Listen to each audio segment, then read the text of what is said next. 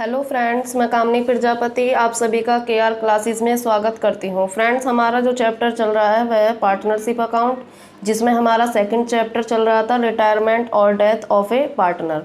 इसका मतलब ये है कि इस चैप्टर में या तो एक पार्टनर क्या करता है, अवकाश ग्रहण करता है, या उसकी मृत्यु हो जाए तो हमें क्वेश्चन को किस तरह करना है। इससे पहले जो वीडियो अपलोड की थी उसमें क्या बताया था मैंने आप सभी को, न्यू रेशो और गेन रेशो। तो अब हम आगे चलते हैं। आज मैं आप सभी को लॉन्ग क्वेश्चन करवाने वाली हूँ। ये हमारे एग्जाम में यूपी बोर्ड में 12th क्लास में 10 मार्क्स का आता है। तो आज आप इस क्वेश्चन को जरा अच्छे से समझ लेना।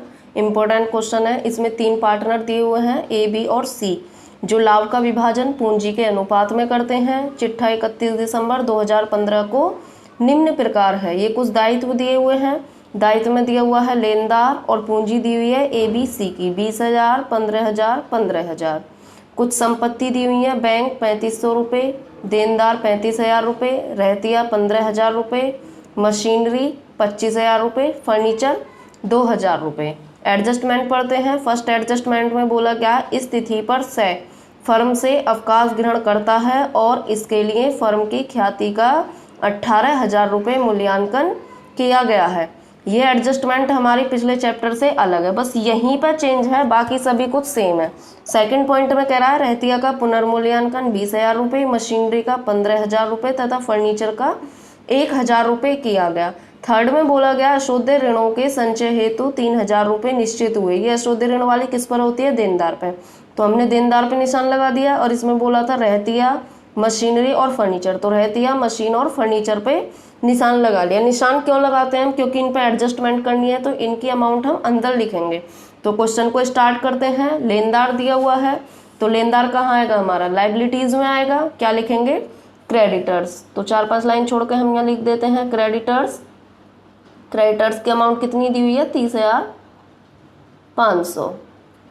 आगे देखते हैं पूंजी। पूंजी दी हुई है ए बी सी की। पूंजी हमारी यहाँ पर आएगी पार्टनर्स कैपिटल में। यहाँ लिख देंगे हम बाय बैलेंस BD 20,000 रुपये, 15,000 और 15,000। तो हमारे दायित्व हो गए। अब हम असेट्स देखते हैं। सबसे पहले दिया हुआ है बैंक। देखो हमारा जो क्वेश्चन है वो पहले की तरह सेम है, revaluation, partners capital, balance sheet. अब आप सब कहोगे कैश अकाउंट, तो इसमें नहीं। देखो कैश अकाउंट कब बनाया जाएगा, जब कोई नकद लेन देन दे रखा हो तभी कैश अकाउंट बनाया जाएगा, अदरवाइज नहीं बनाएंगे। तो बैंक है तो उस बैंक को हम यहीं लिख देंगे असेट्स में। अमाउंट है 3500 रुपये। आगे देखते हैं देनदार। यहाँ लिख देंगे डेटर्स, और इन सब की अमाउंट कहाँ आएगी, अंदर आएगी, क्योंकि इन पे निशान लगा हुआ है डेटर्स के 35,000 रुपये। आगे है स्टॉक। रहतिया दिया हुआ है, स्टॉक बोलते हैं इसे, 15,000 रुपये। उसके बाद मशीनरी, ये सभी असेट्स हैं इसलिए असेट्स में लिख देंगे। मशीनरी है 25,000 रुपये। आगे है फर्नीचर। फर्नीचर है 2,000 रुपये। तो ये हमने असेट्स लिख दी। अब हमारे दायित्व और संपत्ति तो हम लिख चुके हैं। अब हम एडजस्टमेंट देखते हैं। देखो फर्स्ट एडजस्टमेंट को हम बाद में करेंगे, ये ही क्योंकि इम्पोर्टेंट है और इसे ही अच्छे से समझना है। ये दोनों एडजस्टमेंट तो हम पिछले चैप्टर में भी कर चुके हैं, तो पहले मैं इन दोनों को ही बता देती हूँ। रहतिया का पुनर्मूल्यांकन 20,000 रुपये। रहतिया है कितने का, 20,000 रुपये बोला गया पुनर्मूल्यांकन, लेकिन यहाँ देखेंगे हम स्टॉक है तो 15,000 का और पुनर्मूल्यांकन हुआ है 20,000 रुपये। तो इसमें क्या हुआ है, वृद्धि हुई है। कितने की वृद्धि हुई, 5,000 की। देखो 5,000 की वृद्धि होगी तभी तो 20,000 हुआ होगा, तो हम यहाँ पे लिख देंगे 20,000 रुपये। देखो एक एक एडजस्टमेंट को हम दोनों तरफ लिखते चलेंगे। देखो यहाँ पर कोई भी एडजस्टमेंट होती है तो वो हमारे कहाँ जाती है, रिवैल्यूएशन अकाउंट में। तो पहले क्या हुआ है, हमारे स्टॉक में 5,000 रुपये की वृद्धि हुई है, तो यहाँ लिख देंगे हम बाय स्टॉक 5,000 रुपये। अब इसी में आगे देखते हैं मशीनरी का 15,000 रुपये। तो मशीनरी है कितने की, 25,000 की, और बोला गया है 15,000 रुपये पुनर्मूल्यांकन हुआ। तो इसमें क्या हो रहा है, देखो 25,000 से 15,000 हो गया, तो क्या हुआ है, कम हो रहा है। कितना कम हुआ, 10,000। 15,000 बाहर आ जाएगा जितने का पुनर्मूल्यांकन हुआ है। तो देखो इसमें कमी हुई है, तो कमी को हम कहाँ लिखेंगे, 2 की साइड लिखेंगे। तो यहाँ लिख देंगे हम 2, क्या दिया हुआ था, मशीनरी, तो यहाँ लिख देंगे हम 2 मशीनरी 10,000 रुपये। 10,000 रुपये की कमी हो गई है। आगे देखते हैं फर्नीचर। फर्नीचर के लिए बोला गया है इसमें 1,000 रुपये किया गया। फर्नीचर है कितने का, 2,000 का, और 1,000 रुपये किया गया है तो कम हो रहा है, लेस कर देंगे 1,000 रुपये, तभी तो हमारा कितना आएगा, 1,000 रुपये। तो देखो फर्नीचर 2,000 का था, 1,000 का रह गया, इसमें भी कमी हुई है। कमी हुई है तो हम 2 की साइड लिख देंगे, 2 फर्नीचर 1,000 रुपये। तो हमारी ये सेकंड एडजस्टमेंट हो गई, दोनों तरफ लिख दिया हमने। थर्ड एडजस्टमेंट देखेंगे, अशोध्य ऋणों की संचय हेतु 3,000 रुपये निश्चित हुए हैं। अशोध्य ऋण वाली समायोजना देनदार पर होती है बैड डेट, जो पैसा डूब जाए। तो इनका संबंध किससे है, देनदार से। डेटर्स हैं तो 35,000 के, और इसमें कह रहा है 3,000 रुपये का संचय हो गया, तो हम यहाँ लिख देंगे माइनस रिजर्व कितने का, 3,000 का। देखो 35,000 के डेटर्स थे, यानी कि देनदार जिनसे हमें 35,000 रुपये मिलने हैं, लेकिन इसमें कह दिया है कि 3,000 रुपये का संचय हो गया, यानी कि पैसा डूब गया, तो कितना मिलना रह गया, 32,000 रुपये। तो ये क्या है, हमारी हानि हो रही है, और हानि है तो हम कहाँ लिखेंगे, रिवैल्यूएशन अकाउंट में 2 की साइड। तो यहाँ लिख देंगे 2 रिजर्व फॉर डेटर्स। कितने रुपए दिया हुआ है, यहाँ देख लेंगे 3,000 रुपये, तो हमने लिख दिया 3,000 रुपये। तो देखो हमारी ये 2 एडजस्टमेंट हो गई, सेकंड और थर्ड। इन्हें हमने बैलेंस शीट में भी लिख दिया, और जो भी कमी हुई है वो हमने डेबिट साइड लिख दी 2 की साइड, और जो भी वृद्धि हुई है वो हमने बाई की साइड लिख दी। अब हम फर्स्ट एडजस्टमेंट को देखते हैं ध्यान से। इसमें कह रहा है इस तिथि पर सह फर्म से अवकाश ग्रहण करता है, और इसके लिए फर्म की ख्याति का 18,000 रुपये मूल्यांकन किया गया है। देखो 3 पार्टनर है, कौन जा रहा है, सह। तो सह क्या करेगा, गुडविल मिलेगी सह को, किसे मिलेगी, जो जा रहा है गुडविल उसे मिलेगी। तो कौन देगा, ए और बी देंगे। तो पूरी फर्म की तो 18,000 रुपये है, तो सी को कितनी मिली जाए, तो इनका हमें अनुपात देखना पड़ेगा। अब अनुपात देखने के लिए हमें करना क्या, ऊपर दिया हुआ था ए, बे और सह, जो लाभ का विभाजन पूंजी के अनुपात में करते हैं। पूंजी कितनी है, 20,000, 15,000, 15,000। तो मैं यहाँ आपको बता देती हूँ थोड़ा वर्किंग नोट।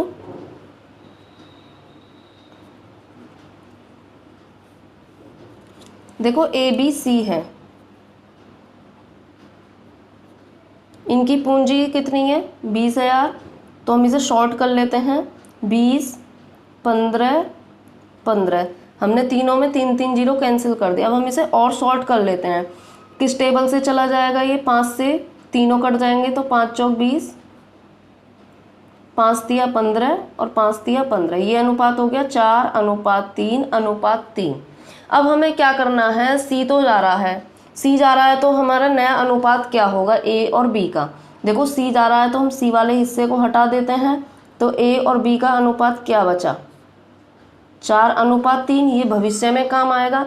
अब हमें करना क्या है, हमें गुडविल का मूल्यांकन करना है। 18,000 रुपये है, तो हम यहाँ लिख देंगे गुडविल तो है 18,000 रुपये, ये पूरी फर्म की है। अब हमें देखना क्या है, जो जा रहा हो हमें उसकी गुडविल निकालनी है। गुणा, देखो तीसरा वाला जा रहा है तो गुणा 3 और बटे में इनका टोटल, 4 और 3 7 3 10। देखो जो भी जा रहा हो उसका पोर्शन ले लेना। मान लो अगर ए जा रहा होता तो हम ए को लेते 4/10, बी जा रहा होता तो 3/10 लेंगे, सी जा रहा हो तो 3/10 लेंगे। अब हम इसे सॉल्व कर लेंगे तो ये आ गया हमारा 5,400। इसका मतलब ये है जो सी को गुडविल मिलेगी वो कितनी मिलेगी, 5,400 मिलेगी। कौन कौन देगा, ए और बी देंगे। तो अब ए और बी का अनुपात क्या है, 4:3। तो इसका मतलब हुआ 4/7 और 3/7। तो ए जो देगा वो 5400 का गुणा 4/7 भाग देगा, और जो बी देगा वो 5400 का 3/7 भाग देगा। तो अब हम इसे सॉल्व कर लेंगे। सॉल्व करके जो है ये हमारा कुछ पॉइंट में आएगा, इसे सॉल्व करेंगे तो ये आएगा हमारा 30, 85.7 समथिंग, और ये आएगा हमारा 23, 14.2 समथिंग।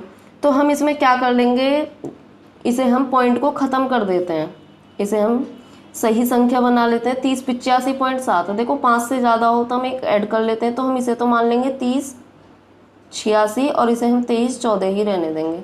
तो टोटल हमारा ये 5400 ही बैठेगा। अब इसमें करना क्या है, ए कितनी गुडविल देगा 3086 और बी कितनी देगा 2314। अब देखो गुडविल आएगी कहाँ पर, गुडविल आती है हमारे पार्टनर्स कैपिटल में बाय की साइड। तो हम यहाँ लिख देंगे कौन कौन देगा, एक तो ए देगा, तो हम यहाँ लिखेंगे बाय एज कैपिटल, और कौन देगा बी, तो बाय बीज कैपिटल। देखो ए और बी देंगे, लेकिन देंगे किसे, जो जा रहा है, जो पार्टनर जा रहा है गुडविल उसे मिलेगी, तो हम उसी के कॉलम में लिखेंगे 3086 और 2314। यहाँ पे हमने डैश लगा दिया। तो 3086 तो ए ने दिए और बी ने कितने दिए 2314। अब देखो सी जा रहा, गुडविल भी हमें क्या, कोई भी एडजस्टमेंट हो 2 जगह करनी होती है, तो हमें एडजस्टमेंट एक जगह यहाँ करनी है 2 की साइड, और कहीं नहीं जाएगा, बाय में और 2 में ही रहेगा। इससे पिछले चैप्टर में मैंने आपको बताया था, यदि पूरी फर्म की गुडविल दी हो तो बाय की साइड आती है और 2 की साइड आती है, कैश अकाउंट या और कहीं नहीं जाएगी। तो हमने यहाँ तो लिख दिया, ये समझ में आ गया। सी जा रहा है तो सी को गुडविल मिलेगी। मान लो अगर बी जा रहा होता तो हम बी के कॉलम में लिखते, ए जा रहा होता तो ए के कॉलम में लिखते। अब देखो जा कौन रहा है, सी, तो हम यहाँ पे और लिख देंगे 2 सीज कैपिटल या गुडविल। किस किस ने दी है, एक तो ए ने दी थी, तो हम ए के कॉलम में लिख देंगे। ए के 3086 रुपये कम हो गए, और बी ने कितने दिए थे 2314 रुपये, यानी कि बी के कितने कम हो गए 2314 रुपये। सी में हमने डैश लगा दिया। तो ये हमारा गुडविल का पॉइंट हो गया। एक बार मैं आपको दोबारा बता देती हूँ, ध्यान से समझ लीजिए। इसमें बोला था सबसे पहले तो पूंजी का अनुपात, तो पूंजी थी हमारी 20,000 15,000 15,000, इसे शॉर्ट कर लेंगे ए बी सी, 20 15 15 दिया हुआ है, तो ये तीनों किससे डिवाइड हो जाएंगे 5 से, तो 4 3 और 3 आ गया। अब भविष्य में इनका नया अनुपात क्या होगा, ए और बी का 4:3 रहेगा, क्योंकि ये तो जा रहा है तो हम इसे हटा देंगे। अब हमें करना क्या है, गुडविल जो है वो 18,000 रुपये पूरी फर्म की है, हमें किसके लिए चाहिए, जो जा रहा हो, तो जाने वाले का अनुपात क्या है 3 और टोटल कितना है 10, तो 3/10 कितना आ गया 5400। इसका मतलब ये है जो जा रहा है वो 5400 रुपये की गुडविल लेकर जाएगा। देगा कौन, जो 2 पार्टनर हैं, तो ए देगा और बी देगा। जब हम इन्हें सॉल्व कर लेंगे तो 3086 और 2314 रुपये आ जाएगा। तो वो हमने यहाँ पे लिख दिए बाय एस कैपिटल और बीस कैपिटल। जो जा रहा है उसके कॉलम में लिख देंगे 3086 और 2314। अब 2 की साइड और लिखेंगे 2 सीज कैपिटल। ए की पूंजी कम हो गई और बी की पूंजी कम हो गई, सी में हमने डैश लगा दिया। तो क्वेश्चन कंप्लीट हो गया। अब हमें करना क्या है, अब हमें एक एक करके इनका आंसर निकालना। पहले हम ऊपर वाले का आंसर निकालेंगे रिवैल्यूएशन अकाउंट का। इसमें हम देख लेंगे ज़्यादा किधर का आ रहा है, तो ऐड करके देखेंगे। इधर का तो आ रहा है 10 और 11 3 14, इधर का आ रहा है 5,000 रुपये। तो हमने ऐड कर लिया, तो ज़्यादा डेबिट साइड का है, डेबिट साइड का ज़्यादा है, तो उसे हम दोनों तरफ लिख देंगे। 14,000 रुपये हमने दोनों तरफ लिख दिया। ठीक, अब हमें करना क्या है, 14,000 में से इस 5,000 को घटा देना है, तो कितना आ जाएगा 9,000 रुपये। अब इस 9,000 रुपये को हमें तीनों में बांटना है, तो हम यहाँ पे लिख देंगे bye P&L account A B और सी। देखो इससे पिछला जो चैप्टर था उसमें जो नया साझेदार आता था तब उसके लिए हमें यहाँ पे नहीं बांटना होता था, लेकिन जो हमारा ये वाला चैप्टर है इसमें हमें तीनों को बांटना होगा, क्योंकि तीनों की पूंजी दी हुई है। इसमें क्या होता है, पार्टनर बाद में जाता है और उसमें क्या होता है, पार्टनर एंटर करता है, तो वहाँ पर उसका लाभ हानि अनुपात नहीं निकाला जाता। तो यहाँ पे क्या हो रही है, इस बार हानि हो रही है, क्योंकि देखो 10 1 11 और 3 14,000 डेबिट साइड का ज़्यादा है, दोनों तरफ लिख दिया। और वृद्धि जो हुई थी वो बस 5,000 की हुई थी और कमी जो है वो 14,000 की है। तो हानि हो रही है, हानि कितने की है 9,000 रुपये की। अब इस 9,000 को हमें बांटना है पूंजी के अनुपात में, 4 3 3 में बांट देंगे। तो बांट कर आएगा, ये सॉल्व कर लेंगे 3600 रुपये, 2700 रुपये और 2700 रुपये। तो यानी कि ए की हानि कितनी हुई 3600 रुपये, बी की 2700 रुपये और सी की भी 2700 रुपये। अगर कोई आंसर ऊपर बाय की साइड आता है तो वह हमें कहाँ पर लाना होता है, 2 की साइड। तो हम यहाँ पे लिख देंगे 2 में क्या लिखेंगे, किस खाते से लेकर आ रहे हैं हम, रिवैल्यूएशन अकाउंट से। तो हमने यहाँ पे लिख दिया 2 रिवैल्यूएशन अकाउंट। कितना कितना है 3,600, 2,700 और 2,700। अब हमें क्या करना है, अब हमें इसका आंसर निकाल देना है। हम टोटल कर लेंगे, देखेंगे किधर का ज़्यादा आ रहा है।